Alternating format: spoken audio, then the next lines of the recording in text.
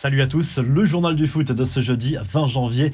La colère de Cristiano Ronaldo lors de la victoire de Manchester United 3-1 à Brentford mercredi soir en match à retard de la Première Ligue. L'international portugais a été sorti à 20 minutes de la fin par son entraîneur. On le sait, CR7 déteste sortir en cours de match et il n'a pas pu masquer sa colère. Encore une fois, la presse qui retient son regard noir, ses mots marmonnés et ce manteau jeté au sol au moment de sa sortie. Son entraîneur Ralf Rangnick a dû lui expliquer ce choix quelques minutes après, voyant sa colère monter. Cela ne va pas arranger en tout cas les rumeurs selon lesquelles Cristiano Ronaldo plombe l'ambiance dans le vestiaire des Red Devils. Les infos et rumeurs du mercato, la presse espagnole en remet une couche sur la potentielle arrivée de Zinedine Zidane sur le banc du Paris Saint-Germain la saison prochaine. Marca croit savoir que le technicien français a déjà reçu une proposition concrète. Le vestiaire parisien, lui, serait au courant de ces spéculations sur l'avenir de Zidane et validerait ce choix. Ce sera peut-être la dernière carte du PSG pour prolonger Kylian Mbappé. Au Barça, coup de tonnerre pour l'avenir d'Ousmane Dembélé. Le directeur sportif du club le confirme. Le Français ne sera plus convoqué jusqu'à la fin de la saison et doit partir tout de suite. Il dénonce des négociations beaucoup trop longues, signe selon lui d'un manque de volonté du joueur d'adhérer au projet du club. La porte de sortie est donc grande ouverte pour Dembélé.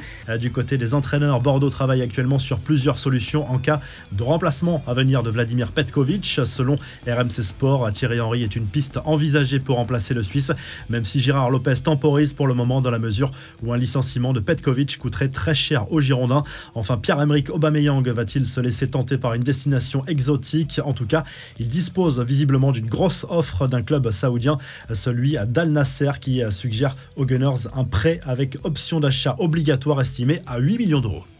La Coupe d'Afrique des Nations, victoire impérative pour l'Algérie ce jeudi à 17h contre la Côte d'Ivoire. Sinon, ce sera un retour à la maison pour les tenants du titre dans cette compétition, alors que les éléphants, eux, sont déjà qualifiés pour les huitièmes de finale. Dans le même groupe, la Sierra Leone défie la Guinée équatoriale. À suivre également le match entre la Tunisie, privée de nombreux joueurs, face à la Gambie, et la Mauritanie contre le Mali. Hier, mercredi, l'Égypte a validé son billet pour les huitièmes de finale grâce à une victoire 1-0 contre le Soudan. Le Nigeria a gagné 2-0 contre la Guinée-Bissau. Carton plein depuis le début de la compétition pour les Super Eagles. Les infos en bref, la réponse de Neymar à ses haters. Le Brésilien a taclé ses détracteurs sur les réseaux sociaux en dénonçant les fausses rumeurs selon lesquelles il serait malheureux dans son pays natal en raison du désamour du public brésilien à son égard. Au contraire, il s'est dit fier de son parcours jusqu'à présent et il l'a dit sur les réseaux sociaux. En tout cas, sa blessure évolue bien du côté du Paris Saint-Germain. Ça, c'est une bonne nouvelle en vue du huitième de finale aller de Ligue des Champions contre le Real Madrid. Des nouvelles de Kylian Mbappé également, qui a manqué 2 entraînements avec le Paris Saint-Germain cette semaine parce qu'il souffre de l'adducteur gauche, mais a priori, pour le moment, en tout cas, sa participation pour le match contre Reims dimanche en Ligue 1 n'est pas remise en cause. Du côté de l'Angleterre, on parle surtout de cette remontada express de Tottenham dans le temps additionnel sur la pelouse de Leicester, mené 2-1 jusqu'à la 95e minute. Le club londonien a réussi à s'imposer 3-2 grâce à des buts à la 95e et à la 97e minute. Les Spurs remontent à la 5e place du championnat anglais.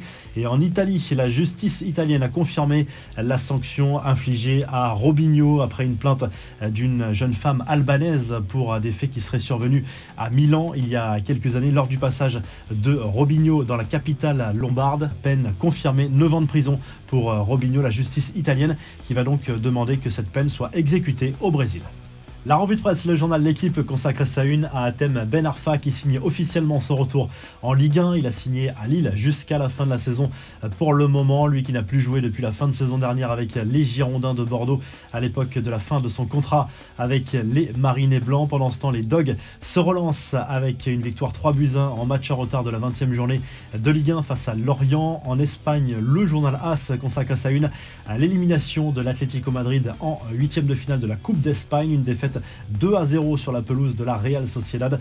Saison décidément compliquée pour les Colchoneros. Et puis en Italie, la Gazzetta dello Sport se penche sur la qualification pour les quarts de finale de la Coupe d'Italie de l'Inter Milan, vainqueur d'Empoli après prolongation 3-2.